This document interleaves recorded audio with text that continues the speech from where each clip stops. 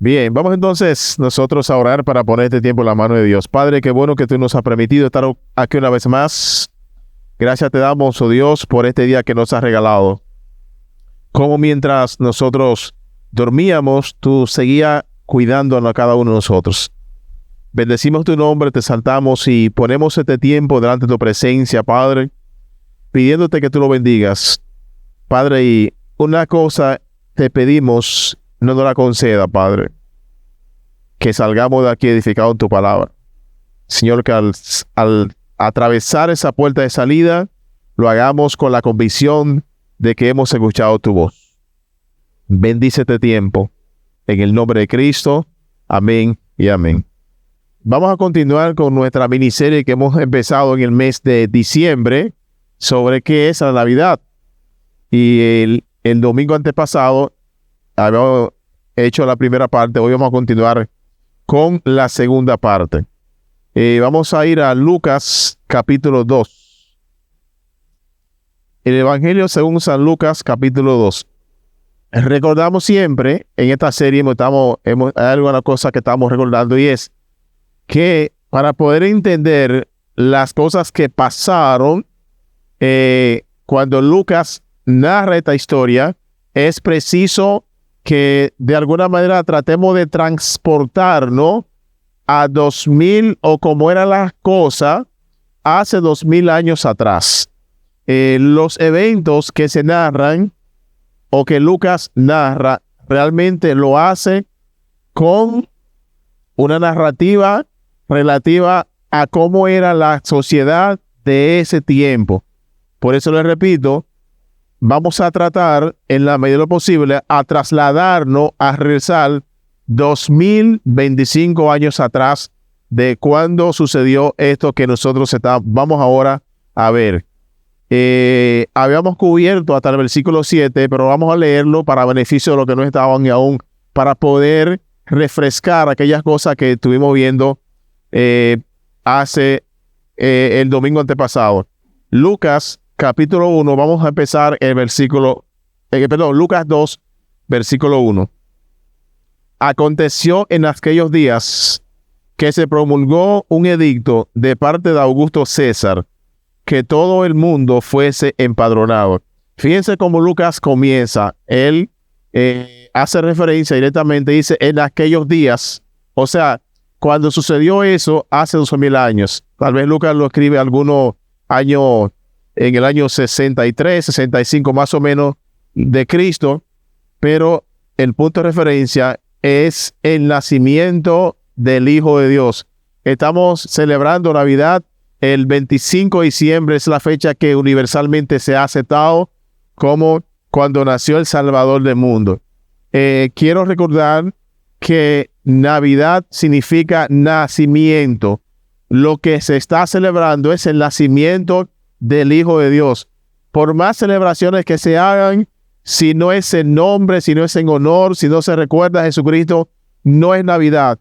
Es un pretexto para celebrar cualquier cosa, pero si Cristo no está presente, es cualquier otra cosa, cualquier celebración, pero no es Navidad. Sin Cristo no hay Navidad. Cristo es el centro, la esencia, la razón de la Navidad es el nacimiento de nuestro Señor y Salvador Jesucristo. Se habla decimos, por ejemplo, el 25 de diciembre, ya es Navidad, ¿verdad? Día del nacimiento de Cristo. Pero recuérdense que cuando celebramos nacimiento, estamos celebrando ¿qué? Realmente cumpleaños. ¿Sí o sí? Tu cumpleaños, ¿cuándo tú lo celebras? No es el día de tu nacimiento. Entonces, lo que estamos celebrando, lo que se regocija, lo que se está resaltando es el nacimiento más importante que ha habido en la historia de la humanidad. Fíjense, de alguna manera u otra, el mundo a diario, constantemente, está haciendo referencia a esto que estamos viendo hoy.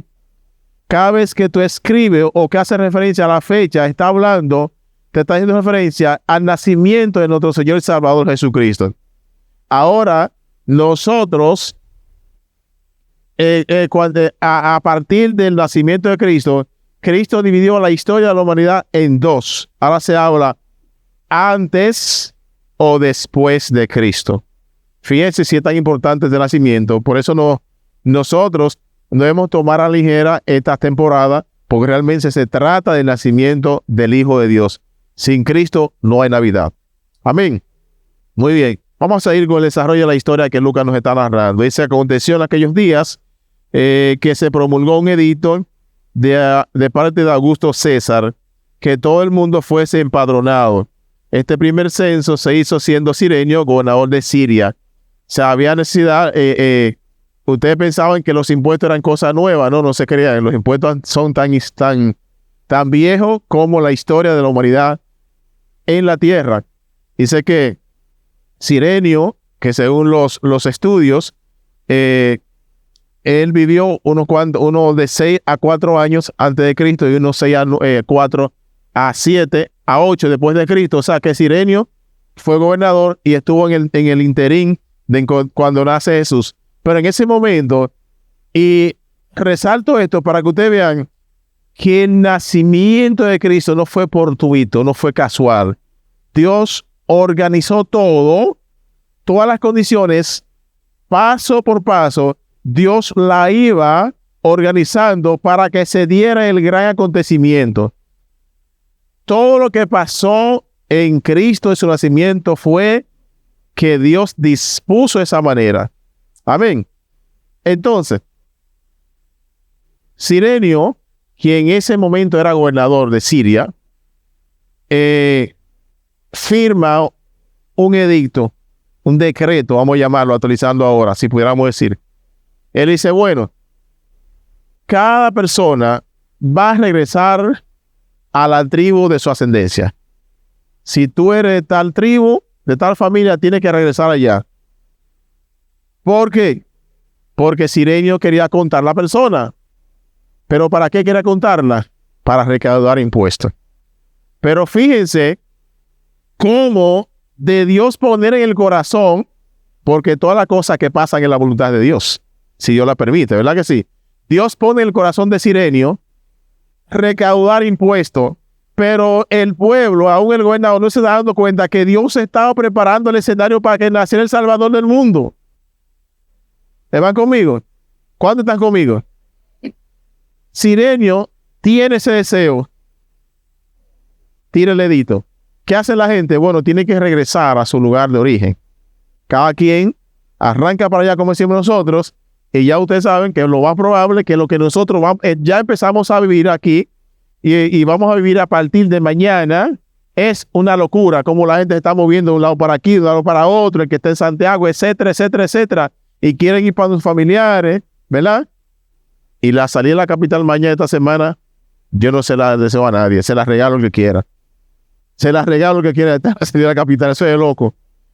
Pues, el movimiento de personas vino con el edicto de Cirenio. La gente comenzará a moverse. Jesús y María, como vamos a ver, en el desarrollo no tenían muchos recursos económicos. José y María. María estaba embarazada. La distancia era bastante lejos. Hago este resumen para cuando leamos los versículos puedan entender un poquito mejor lo que estaba pasando. Cuando ellos llegan, ellos no podían moverse rápido porque, ¿sabes? Estaba embarazada, era lejos. Lo más probable es que iba a montar en un burro. El burro se cansaba, había que echarle con combustible. ¿Había estaciones de gasolina? No había. Bueno, digo, tenemos que montarlo allá. El burro se cansaba, tenían que pararse.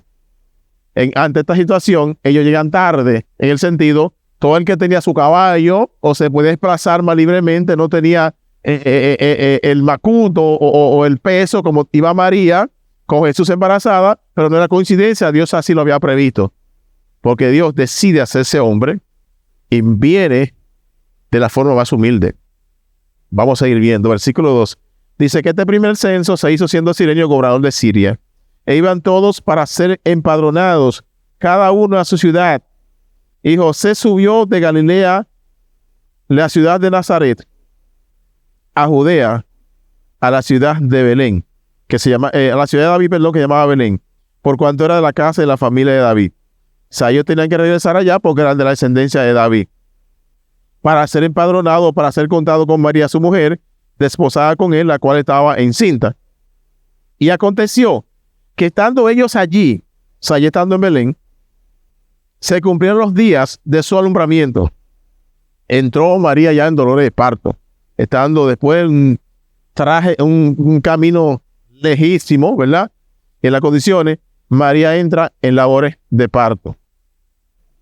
¿Y qué le pasó a María? Versículo 7, dio a luz a su hijo primogénito y lo envolvió en pañales y lo acostó en pesebre porque no había lugar para ellos en el mesón. La razón es que cuando llegan a la ciudad de Belén, llegaron tarde, todo el mundo que se podía desplazar más rápido que ellos. Había cierta especie como de hoteles, si lo llamaba a decir. Los mesones eran lugares que alquilaban habitaciones y a veces le solían dar comida a las personas, servir comida a las personas. Pero José y María no pudieron encontrar por las condiciones que estaban. Fíjense como desde ya, como que veo como que el mundo, se dan cuenta, como que el mismo mundo como que le iba cerrando la puerta al Salvador del mundo. A quien venía a salvar le cerraba la puerta, no había lugar para ellos. En estas Navidades yo espero que Jesús encuentre un lugar en el corazón de cada uno de nosotros. Que aunque entendemos y hemos creído que Él nos salvó, ¿verdad? Que nos ha dado vida eterna, pero que en esta celebración, siempre en esta celebración, podamos tener ese lugar muy especial para ese Salvador del mundo.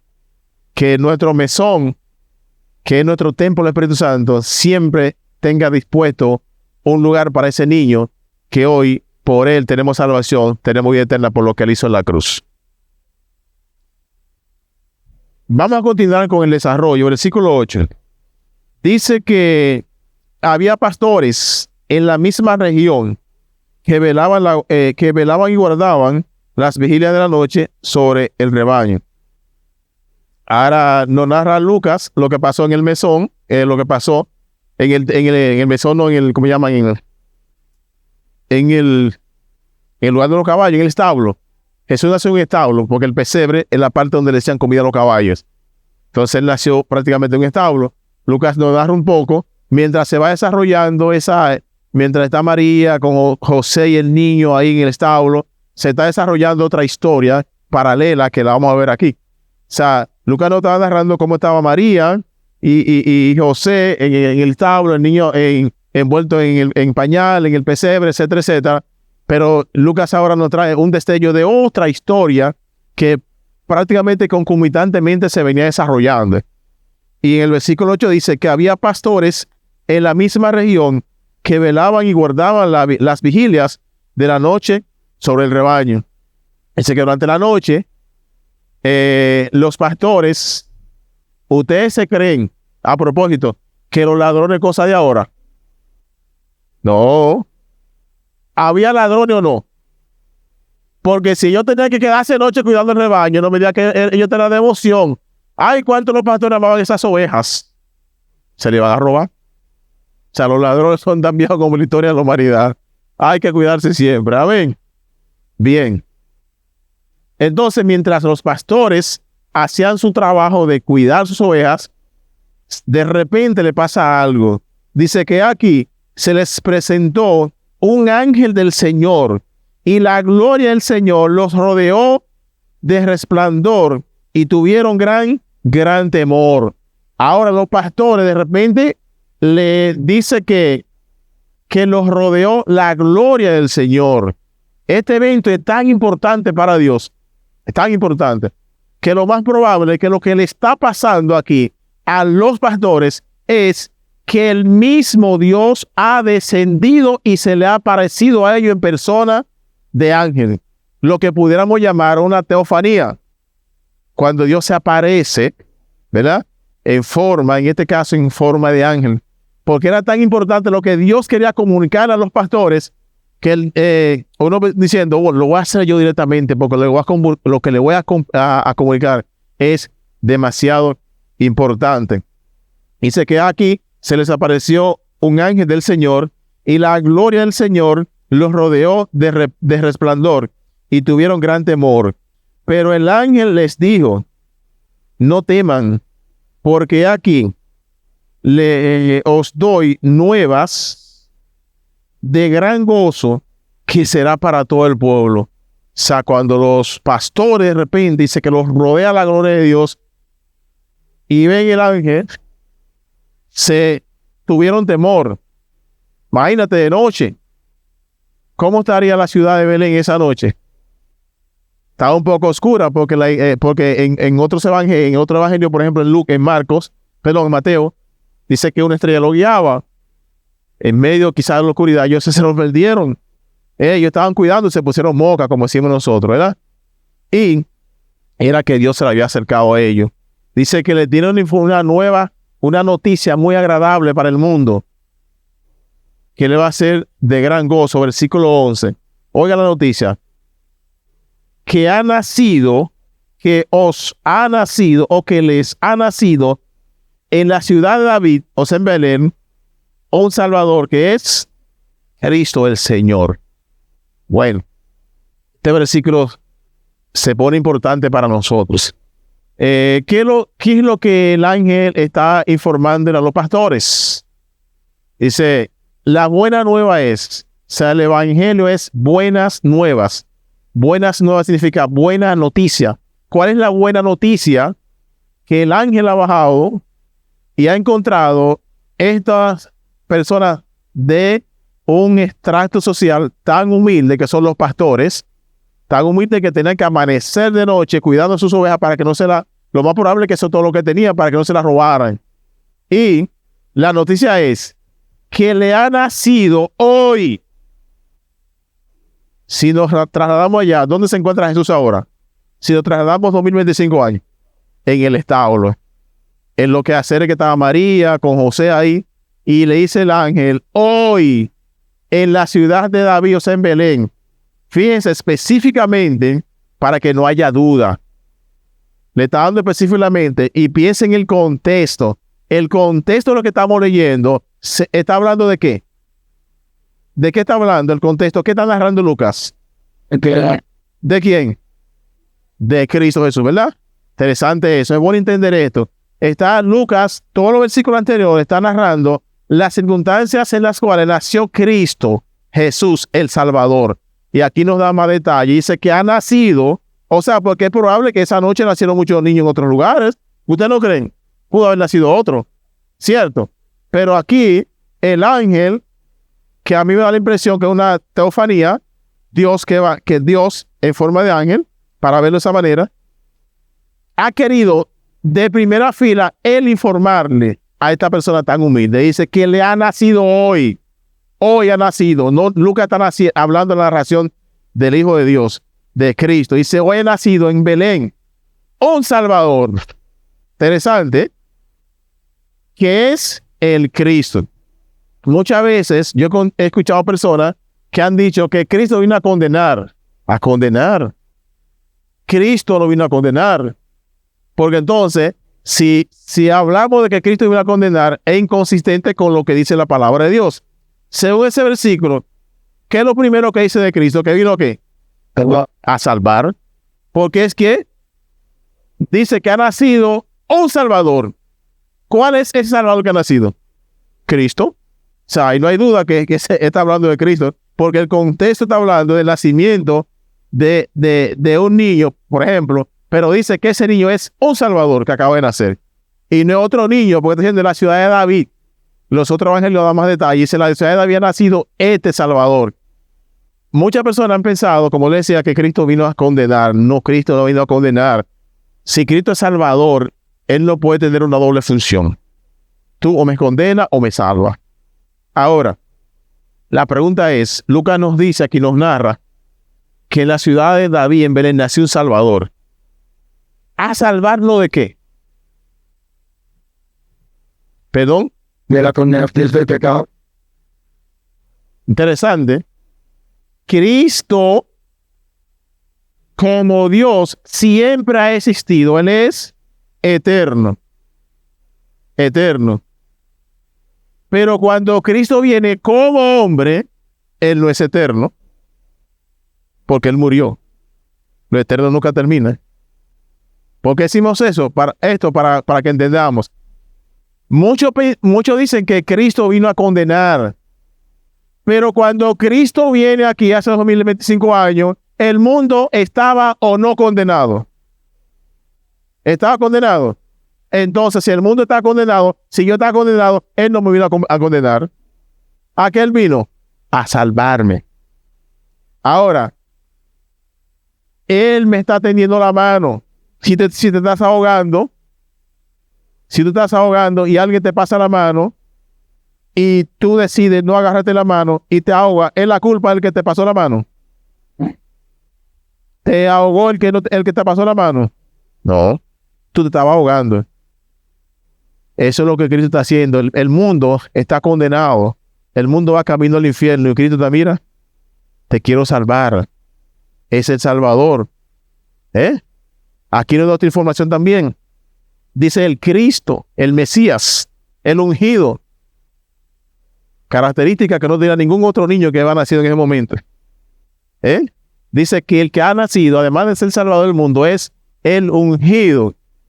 Nosotros, los cristianos, esperamos la segunda venida de Cristo, porque todo cristiano cree que eso es así, que pasó tal cual, y Lucas lo narra, que nació el Mesías, el ungido de Dios. Ahora, muchos judíos no aceptan esto. No lo aceptan. Nosotros esperamos ¿qué venida de Cristo? ¿Qué venida de Cristo te espera? La segunda. ¿Significa que estamos dando por sentado que ya Él vino? Sin embargo, para los judíos, para muchos, hay otros que no. Están esperando la primera venida. No creen, no aceptan que Cristo nació tal cual Lucas lo narra ahí. Eso pudiéramos ir más adelante. Versículo 12. Esto es, sigue, el ángel sigue hablando con los pastores, sigue comunicándolo. Esto les servirá de señal para que no haya confusión.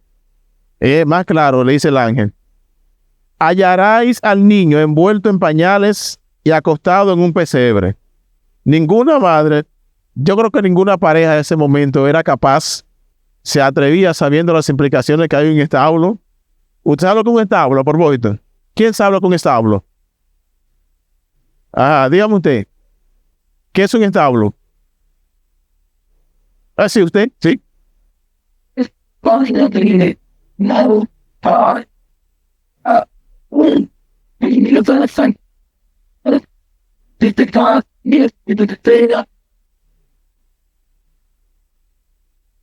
Él lo dijo muy bonito. ¿Quién está en un establo? A lo que le gustan los caballos, ¿verdad? Señores, hay que gustar los caballos para estar en un establo de cuidado. Eso hiede, como decimos americanos. Cuando está de cuidado, hiede. Hay enfermedades, todo tipo de parásitos, de bacterias regados por ahí. Los caballos son portadores de enfermedades, etcétera, etcétera. Y en ese momento, ¿qué madre iba a ir a dar a su lugar en ese lugar? Y además de acostarlo en donde comen los caballos, usted ve en donde nació nuestro Salvador, nuestro Señor y Salvador. En ese ambiente nació Él. ¿Tú dices por qué? Bueno, porque morir fue su razón para vivir. Y se voy a morir por ello. Un poquito de memoria ahora. ¿Qué dice Romanos 3:23? Aquello que les gusta memorizar. Romanos 3:23, ¿quién lo recuerda? 3:23. ¿Por cuánto? Y están separados en la gloria de Dios. Separados en la gloria de Dios. O sea, en otra palabra, que todo el mundo que es, según ese versículo, pecador. Y si no, el que nunca ha pecado, que levante la mano aquí. Pues la Biblia tiene razón. Pues el mensaje para todos nosotros, ¿saben? Inclusive para mí. Pero el mismo Romano en el 6:23 dice, por cuanto todo pecado, porque la paga del pecado es muerte. La paga del pecado es muerte, mas el regalo de Dios es que vida eterna en Cristo Jesús, Señor nuestro. Por eso Él vino. Jesús sabía que Él iba a morir. Y vamos a ver un poquito más de detalle de esto para que podamos apreciar, valorar más el sacrificio de Cristo por nosotros, señores. Miren la circunstancia en la cual Él nació. Dios decidió. Dios pudo haber permitido o dirigido a que su hijo naciera en otro lugar y no quiso. Lo permitió así por amor a ti, por amor a mí. Amén. Seguimos entonces. Y repentinamente apareció con el ángel una multitud de las huestes celestiales que alababan a Dios y decían: gloria a Dios en las alturas y en la tierra paz, buena voluntad para con los hombres. Sucedió que cuando los ángeles se fueron de ellos al cielo, los pastores se dieron unos a otros: pasemos pues hasta Belén y veamos esto que ha sucedido y que el Señor nos ha manifestado. Los pastores entendieron que el mismo Dios había sido quien le había manifestado lo que había pasado en el nacimiento. Si buscamos el significado de la palabra Señor en original, lo más probable es que se refiere al mismo Dios, Adonai, el Señor. Versículo 16. Vinieron pues apresuradamente y hallaron a María y a José y al niño acostado en el pesebre. Ahora los pastores llegaron al establo donde el niño yacía o estaba acostado en el pesebre. Y al verlo, o sea, a los pastores ver al niño, dieron a conocer lo que se les había dicho acerca del niño. O sea, le contaron como el ángel se le apareció, y la manera que ellos se encontraban ahí es porque el ángel le había contado todo y el lugar donde estaba el niño. Dice que dieron a conocer todo eso. Y todos los que oyeron se maravillaron de lo que los pastores decían, pero María guardaba todas estas cosas, meditándolas en su corazón. Y volvieron los pastores glorificando y alabando a Dios por todas las cosas que habían oído y visto, como se les había dicho. Ahora Lucas pasa a darle un poquito más de información de los detalles de las circunstancias que se escribían esos días o que estuvieron relacionadas con el nacimiento de Jesús. Nos va a dar un poquito más de información ahora. Versículo 21 dice: cumplidos los 8 días para circuncidar al niño, le pusieron por nombre Jesús, el cual le había sido puesto por el ángel antes que fuese concebido. Y cuando se cumplieron los días de la purificación de ellos, conforme a la ley de Moisés, la trajeron a Jerusalén para presentarle al Señor, como está escrito en la ley del Señor: todo varón que abriere la matriz será llamado santo al Señor. Y para ofrecer conforme a lo que dice la ley del Señor, un par de tórtolas o 2 palominos. Es interesante.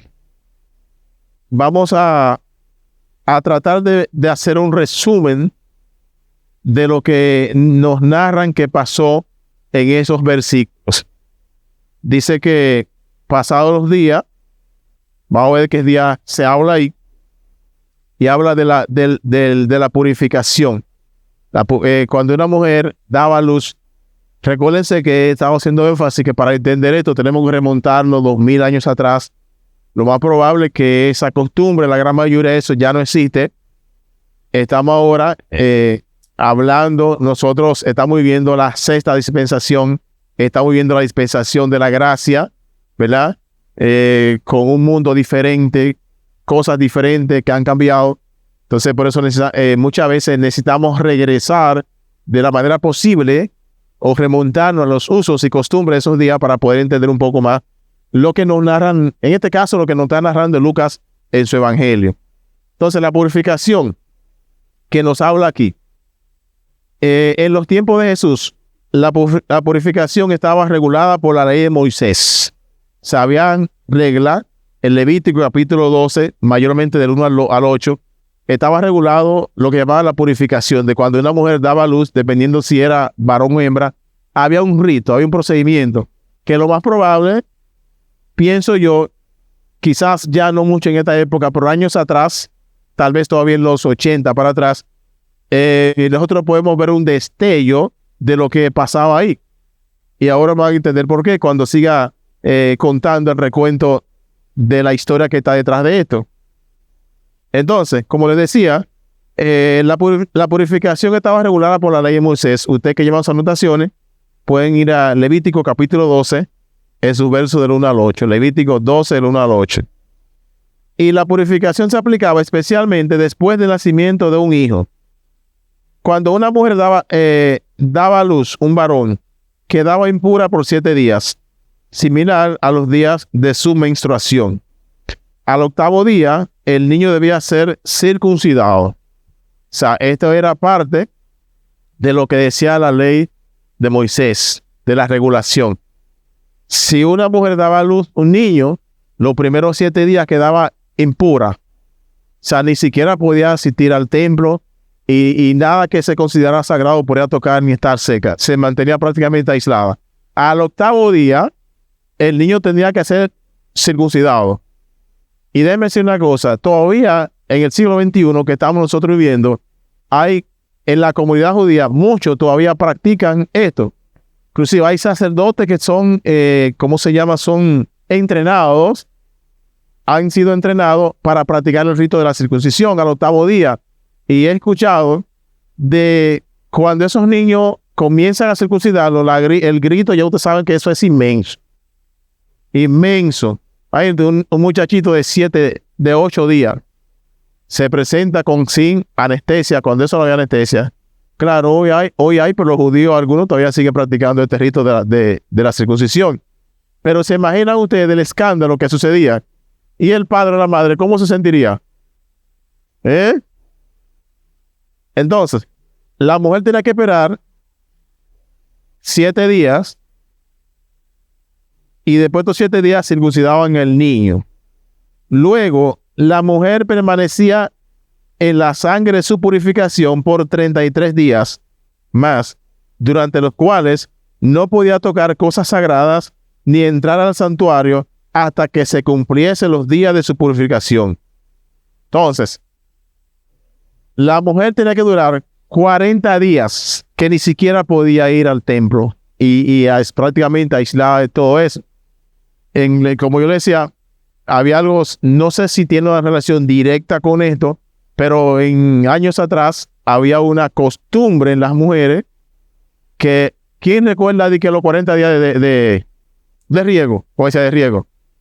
Anteriormente la mujer tenía que durar 40 días para poder salir a hacer actividades, ¿se acuerdan? No se podía lavar la cabeza, se daban unos baños de hoja y se ponían unos trapos en la cabeza y todo eso. No te puede caer, etcétera, etcétera. ¿Quién ha visto eso? Y había que durar 40 días. Lo más probable que relacionado con esta regulación, quizás destello de lo que fueron aquellos tiempos. Entonces, en la ley también decía, en la ley de Moisés, que el hijo que abría la matriz, o sea, el primer hijo varón, vale la redundancia, de una mujer, debía ser santo, apartado para Dios. Interesante. Cristo fue, ¿cuál? ¿El primero, el segundo, el tercero de María? El primero. Cristo siempre, digo que todo fue relacionado. Dios todo lo tenía bien definido con Cristo. En Cristo no hubo nada a la imaginación, nada a la coincidencia, nada al azar. Cristo fue el primogénito de María. Digo el primogénito porque María después tuvo más hijos, pero fue el primogénito. Debió ser, él fue que abrió, como literalmente dice, él abrió la matriz de María. Él debió, según la ley de Moisés, ser llevado al templo. Él debió ser circuncidado al 8º día y a los 40 días debió de llevarlo al templo y María ofrecer también ofrenda de sacrificio por los pecados y también para su limpieza. Entonces, la mujer, si era varón, tenía que durar 40 días. Ahora, la otra parte, si la mujer daba a luz a una niña, el periodo de impureza era más largo. 2 semanas de impureza inicial y 66 días de purificación, sumando un total de 80 días. No me pregunte por qué el hombre, cuando era varón, tenía que durar 40. Ya lo estoy mirando, pero no me pregunte que todavía yo no tengo la respuesta. Me estoy adelantando. Porque son injustos. Bueno, pregúntenle a Dios. Pero eso es lo que Dios permitió tenía que durar 80 días para eso. Ahora, cuando Cristo es presentado en el templo, y lo llevan. ¿Qué edad tenía Cristo? No, 20. ¿Eh? Cuando lo llevan. 40. 40. Al finalizar este periodo de la purificación, la mujer debía presentar, este dato interesantísimo relacionado también con la historia de nuestro Redentor. Al finalizar este periodo, la mujer debía presentar un sacrificio en el templo. Sacrificio. Aquí podemos ver una tipología. Saquemos la tipología, un tipo de Cristo. Señores, la Biblia, todo apunta a Cristo. Lo que la mujer tenía que hacer era un tipo de Cristo, una tipología. Miren, al finalizar este periodo, o sea, de 40 días, si era un hombre, un varón, 80, una hembra, dice, al final de este periodo, la mujer debía presentar un sacrificio en el templo, que consistía en un cordero de un año, en un holocausto. Si la familia tenía recursos, en ese tiempo, a los 40 días se presentaba al templo con un cordero para presentarlo en holocausto, o sea, para ser quemado, para que el fuego le llegara en olor fragante a Dios. Pero no todo el mundo podía llevar un cordero que debía ser de un año y perfecto, sin ningún defecto. Fíjense que Dios siempre requiere lo mejor de nosotros. O sea, Dios no quiere nada a medias. Dios quiere, por ejemplo, que si mi servicio a Él sea lo mejor de lo mejor, no a regañadientes, no lo que me sobra. No, Dios no quiere eso. Ha sido, es y será igualito. Amén. Fíjense algo tan sencillo. Dice, no, a los 40 días, si es varón, me tiene que traer al templo y entregárselo al sacerdote y a los laicos un cordero perfecto. ¿Qué está gacho? Le falta de oreja. ¿Está enfermo? No lo quiero. Es perfecto. Si la persona podía. O también, o un pichón, o una tórtola, como ofrenda por el pecado. Le puede llevar un pichón, o sea, 2 palominos, o una tórtola, como le llamamos rolones. ¿Ven la diferencia de un extremo a otro? Entonces, si no tenía los recursos para ofrecer un cordero, podía presentar 2 tórtolas o 2 pichones. Este sacrificio era realizado por el sacerdote, quien hacía expiación por ella y la declaraba limpia del flujo de sangre. Ahora, ya esta parte final es sumamente interesante, que está relacionada con la vida, el nacimiento, las cosas que pasaban, ¿verdad? El ambiente que se vivía, la costumbre de los días del nacimiento de nuestro Señor y Salvador, Cristo Jesús. Este ritual, o sea, el de la purificación, es mencionado en el contexto del nacimiento de Jesús. O sea, lo que leemos aquí no habla de la purificación, ¿verdad? En el contexto de cuando se habla del nacimiento de Jesús, no dice que José y María tuvieron que irse a hacer el ritual de la purificación. Entonces, cuando nosotros pensamos en lo que dice Lucas y lo que dice la Biblia en Levítico, nos da cuenta a nosotros también del nivel de economía o de humildad que tenía la familia y en la cual nació el Salvador del mundo. Cuando María y José llevaron a Jesús al templo para presentarlo al Señor y ofrecer sacrificio correspondiente, lo que también indica que eran personas de escasos recursos. O sea, cuando ellos fueron al templo, ¿qué ellos ofrecieron? ¿Qué ofrecieron? ¿Qué dice ahí? Ellos no podían ofrecer el cordero, porque el cordero era para aquellos que tenían dinero, para decirlo, para adaptarlo ahora. El que tenía mucho. Hoy, quizás la cena, etcétera, etcétera, el que puede mucho, tiene un banquete, con un toro.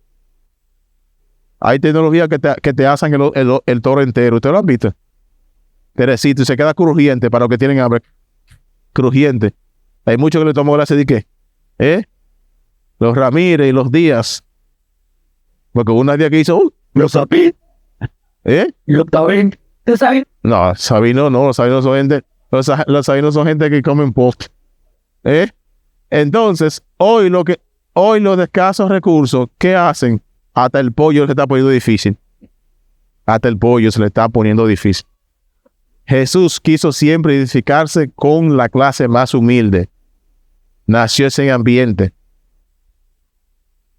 Nota, como estamos celebrando el cumpleaños, lo voy a llamar así, la Navidad de Jesús, una de las cosas que debemos de tener pendiente es, no solamente Navidad, pero especialmente Navidad, vamos a cuidar los excesos. El botar la cosa, en comprar cosas que no vamos a necesitar, en tener abundancia de comida que ni te la vas a comer, cosas que no se necesita, porque Jesús, si Jesús tuviera que te decir, eso no es necesario. ¿Sabes lo que es necesario? ¿Quién sabe lo que es necesario? ¿Quién sabe lo que es necesario? Lo que yo sea. Lo que no es necesario es todo aquello con lo cual tú puedes vivir sin eso. Si tú te puedes comer una libra de cerdo ahora y compra 10, vas a sobrevivir si compra 10 y vas a sobrevivir si compra, porque las otras 9 no son necesarias. ¿Están entendiendo? O sea, seamos cometidos. La época nos llama, si hay una cosa que aprendió Jesús, es humildad. El desperdicio, el malgastar, no está incluida en la celebración de nuestro Señor y Salvador Cristo Jesús. O sea, no deberíamos nosotros, como cristianos, y más si estamos celebrando, si queremos honrar lo que estamos celebrando, no debemos de ir a los excesos. Tú dices, no, porque el vecino lo hace. Bueno, tal vez el vecino no conoce esto, ni tiene a Cristo en su vida, ni conoce esto, pero tú lo conoces, tú lo sabes. Recuérdense que simple y llanamente los cristianos somos administradores, no somos dueños. ¿Cuántos dicen amén? Administramos y Dios quiere que hagamos lo mejor de lo mejor para su gloria y su honra. Gracias por este tiempo, Dios. Gracias por permitirle estudiar un poco más las circunstancias en las cuales tú enviaste a tu Hijo a este mundo. ¡Wow! Señor, cómo tú en cualquier momento pudiste haber salido corriendo, viendo todas las cosas, los sacrificios que desde antes de nacer tú pasabas, pero decidiste morir por nuestros pecados. Gracias porque hoy tenemos el regalo de salvación. Ayúdanos a honrar, Señor, no solamente en estas celebridades, a honrar tu nombre, haciendo aquellas cosas que te agradan a ti. Te bendecimos y te alabamos. Bendice este tiempo en el nombre de Cristo. Amén y amén.